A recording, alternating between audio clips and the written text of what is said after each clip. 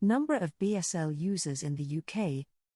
According to the British Deaf Association or BDA, there are 151,000 people who use BSL in the UK, and 87,000 of these are deaf. However, this figure does not include professional BSL users, interpreters, translators, etc.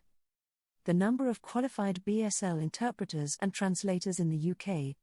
Professional interpreters are called Registered Sign Language Interpreters or RSLI, and interpreters who are still in training are called Trainee Sign Language Interpreters or TSLI in the UK.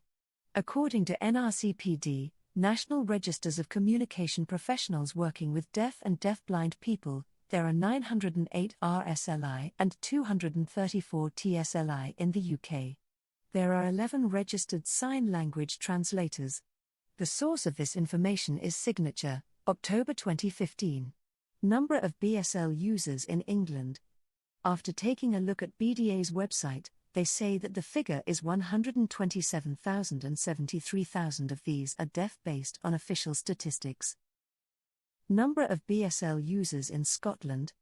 Based on official statistics, the figure seems to be 12,556 and 7,200 of these are deaf.